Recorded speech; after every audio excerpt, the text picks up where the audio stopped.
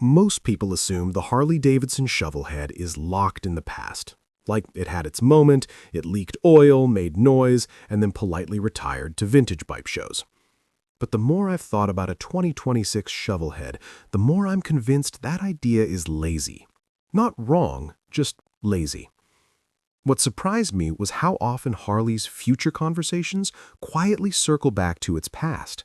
Not in a nostalgic museum piece way, but in a what still works today way.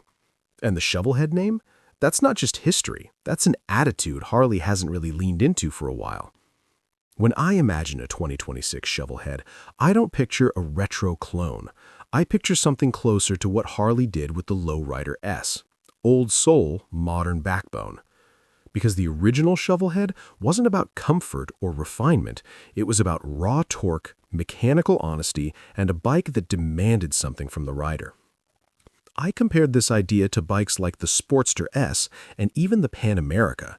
Those bikes prove Harley isn't scared of upsetting purists anymore, so why would a modern Shovelhead be any different? If anything, it feels like the perfect place to upset everyone equally. Here's the mistake most people make. They think a Shovelhead revival means carbs, vibrations, and constant wrenching. I don't buy that. I think Harley would keep the feel of the Shovelhead, not the headaches. Modern emissions, ride modes, reliability, those aren't optional anymore, but character still is. What I noticed when looking at Harley's recent engines is how they're getting better at hiding technology. The Revolution Max is packed with tech, but it doesn't scream computer bike when you're riding. A 2026 Shovelhead could do the same. Simple on the outside, smart underneath. One practical takeaway here is this. Harley doesn't need another high-tech flagship.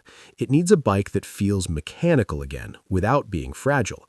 That's where the Shovelhead name fits perfectly. Another thing most people miss is who this bike would actually be for.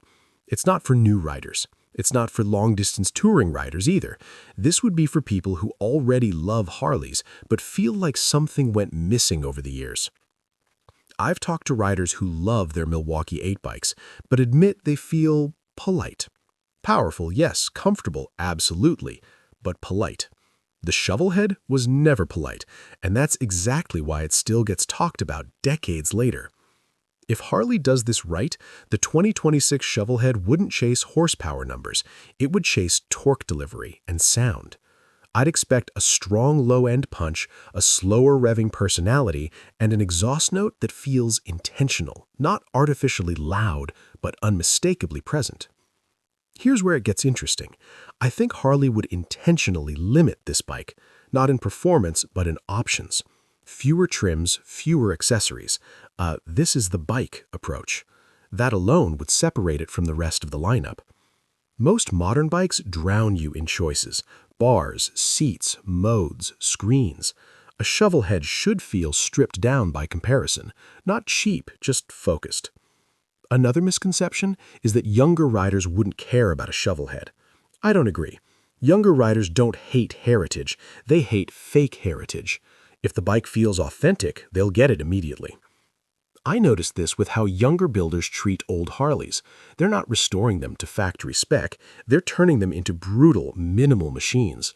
That tells me there's still hunger for this kind of bike, just not in a dusty, untouchable form. Let's talk design for a second. I wouldn't expect chrome overload. I'd expect darker finishes, exposed metal, maybe even slightly industrial details. Something that feels closer to a tool than a showpiece. And yes, it should look a little uncomfortable. That's part of the point. A Shovelhead shouldn't feel like a couch on wheels. It should make you shift around, lean forward, and stay engaged. A practical insight here is Harley doesn't need to outsell its other bikes with this.